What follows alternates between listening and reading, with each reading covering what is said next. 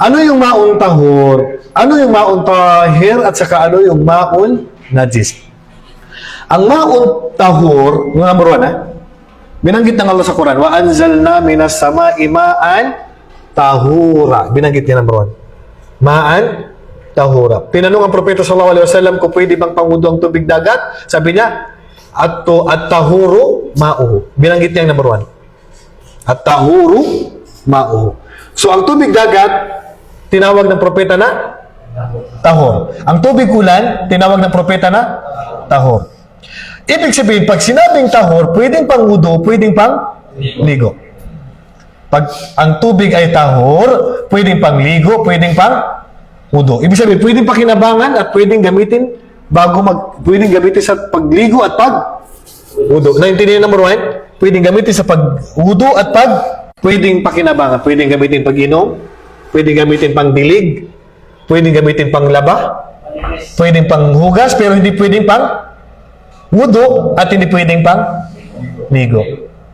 So bakit, Ustad, hindi pwedeng pang ligo, hindi pwedeng pang wudu, pero pwedeng pang laba, pwedeng pang hugas, pwedeng pang dilig, pwedeng inumin, naintindihan? Pero hindi siya pwedeng pang wudu at hindi pwedeng pang ligo. So anong pagkakaiba ng tahor at tahir?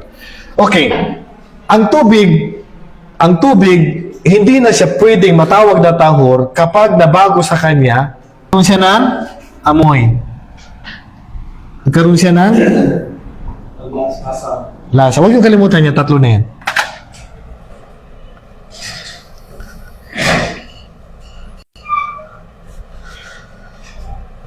Ang tubig, pag wala yung tatlo, ang tawag sa kanya, tahor. Pwede pang ligo, pwede pang wudu.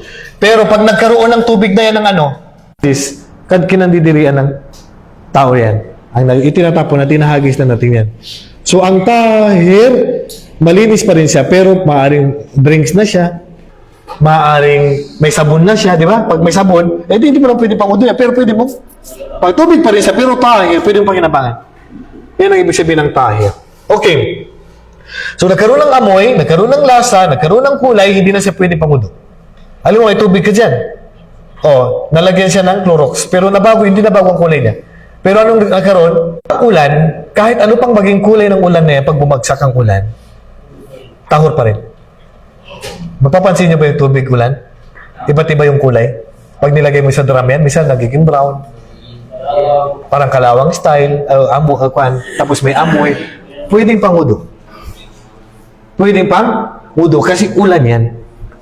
Okay? Ibig sabihin, pangkalahatan, ang tahor na tubig, likas niya. Likas ng tubig. Anong mayroon sa dagat? May lasa ang dagat. Pero nature na yun. So, pwede pang wudu, pwede pang ligo.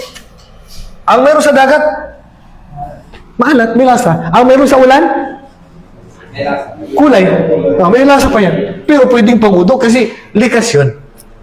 So, ang tubig na tahor ay yun ang pagkalikas sa kanya.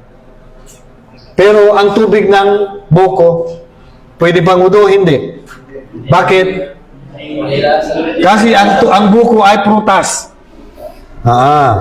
Hindi pwede pang wudu ang tubig ng watermelon.